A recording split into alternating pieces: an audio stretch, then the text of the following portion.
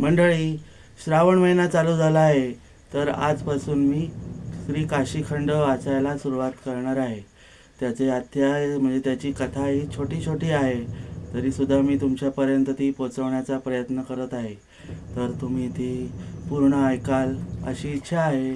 भोलेनाथ तुमच्या आणि माझ्या सदैव पाठीशी राहतील. ओम नमः शिवाय. तर मंडळी, मी आता सुरू करतो काशीखंडातील पहिला अध्याय. महेश्वरम गणधर्षं शैलजा गणनायकम गुरुत्वं पापनाशनं भक्ते भजे संसार तारकम. श्री गणेशाय नमः. हे गिरिजासुता, तूच सर्व कार्य करणारा व करता आहेस. माझ्या वैखरीला तूच सामर्थ्य व संस्कार दे, नाहीतर माझी त्याच्या अडचणींपासून माझी रचना अडचणीपणाची दिसेल. हे देवी सरस्वती, तुला प्रणाम असो. तूच सर्व विघ्नांचा अंकुर आहेस. तूच माझ्या सहाय्याला धावून ये. गुरुवर्यांना नमन. वसिष्ठ व व्यास यांना वंदन.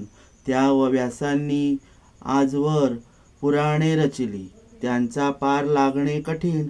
त्यातील स्कंद पुराणात काशीखंड म्हणून एक उत्तम खंड आहे. मंडळी, स्कंद पुराणामध्ये काशीखंड म्हणून एक उत्तम पुराण आहे. त्यातीलच या कथा आहेत, निवडक घेतलेल्या कथा आहेत. तशाही कथांचं सार खूप मोठं आहे, पण माझ्याकडे हे निवडक कथासार आहे, तर ते मी आता तुम्हाला सांगतोय. तर ते काशीखंड नावाचे प्रकृत काव्य रचित आहे. श्रोतेजन हो, माझे हे वेडेवाकडे बोल आहेत, पण हसू नका. उमा व महेश्वर यांचा संवाद यात आहे. वाराणसी क्षेत्रात व शिवभक्तीचा महिमा आहे. याच्या पठणाने व श्रवणाने पापनाश होतो, आनंद मिळतो, उत्तम गती प्राप्त होते. त्यात नवखंड पृथ्वीहून आगळे असे काशीखंड आपण निर्माण केले आहे. हिमालय व विंध्य पर्वत यांच्यामध्ये पंचक्रोश व्याप्ती असलेले वाराणसी क्षेत्र परमश्रेष्ठ आहे. ते अर्ध भूलोकात व अर्ध सूक्ष्म रूपाने आकाशात आहे. बघा मंडळी, हिमालय व विंध्य यांच्यामध्ये पंचक्रोशीत असलेले वाराणसी क्षेत्र आहे. म्हणजे आत्ताचे जी आपण काशी वगैरे म्हणतो, बनारस काशी वगैरे, तेच ते वाराणसी क्षेत्र परमश्रेष्ठ आहे. ते अर्ध पुण्य भूलोकात व अर्ध सूक्ष्म रूपाने आकाशात आहे, असे हे व्यासांचे वचन आहे. स्वतःला राहण्यासाठी शंकराने ते निर्माण केले आहे. मंडळी, भोलेनाथांनी राहण्यासाठी तेथे स्वतःच स्थान उगम केले आहे. त्या पवित्र क्षेत्रामध्ये नारद मुनी एकदा आले. नारद मुनी गेले तिथे. त्यांनी मणिकर्णिकेत स्नान केले, विश्वनाथाला नमन केले व पुढे ते ओंकारेश्वराला गेलेत. आता इथे पहिला अध्याय संपन्न झाला आहे. आता पुढील अध्याय आपण वाचूया. आता पहिल्यापासून आपण गणेश स्तवन, सरस्वती स्तवन वगैरे असे आपण आता पण पठण केले आहे. अध्याय दुसरा, विंध्य वर्णन. नारद विंध्य संवाद आणि विंध्य पर्वताचा गर्व. नारद मुनी पुढे गेले, तो त्यांना विंध्य पर्वत दिसला. तो पर्वत पाहून त्यांना फार आनंद झाला.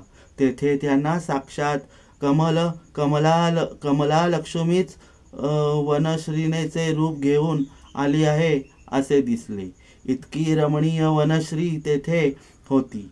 निवडक अरण्य, निर्भीड अरण्य, सुंदर वृक्ष, सुगंधी पुष्पे, मधुर फळे, चपळ हरिणे, चंचल पाखरे, घनदाट वेली, हरित पल्लव, स्वच्छ सरोवरे, सुंदर जलप्रवाह, शीतल वायू, निरम्य आकाश आणि मृदू कठीण मार्गाची पायवळणे, हे सर्व पाहत नारायण नारायण नारायण नामस्मरण करीत नारद विंध्य पर्वतातून आनंदाने भ्रमण करीत होते.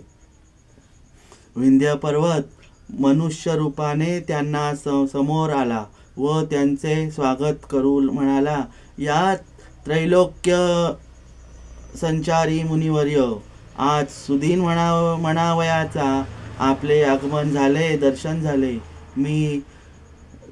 मी धरारक व आपणा योगीश्वर माझे पुण्य फळास आले. बघा मंडळी, आपणास माहितीच आहे नारद मुनी सर्वत्र भ्रमण करत असतात. तर भ्रमण करता करता ते विंध्य पर्वतावर गेलेले आहेत.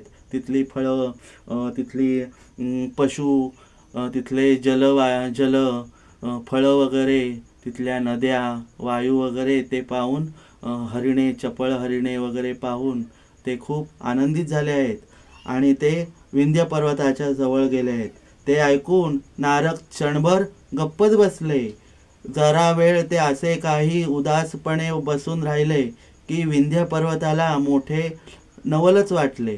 माझे काही चुकले की काय, असे त्याने विचारले. तेव्हा नारद म्हणाले, पर्वता, तू स्वतःला धरार म्हणवतोस हे काही योग्य नाही.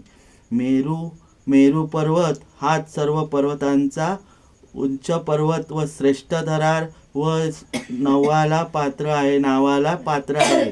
तुझा गर्विष्ठपणा पाहून मला फार वाईट वाटले. मंडळी, मेरू पर्वत हा खूप उंच पर्वत आहे, पण विंध्य पर्वताला गर्व झाला आहे म्हणून तो असं म्हणत आहे. म्हणून नारद मुनी त्याला म्हणतात, विंध्य पर्वता, तू गर्व करू नकोस, पण तुझ्यापेक्षा उंच पर्वत व सुंदर पर्वत हा मेरू पर्वत आहे. विंध्य म्हणाला, काय सांगता नारद मुनी? मेरू पर्वत माझ्याशी तुलना? छे, तोच काय, इतर कोणतेही पर्वत माझ्यापेक्षा श्रेष्ठ नाही, बरोबरीच्या सुद्धा नाहीत. मलयगिरीवर वंदन असेल म्हणून काय झाले,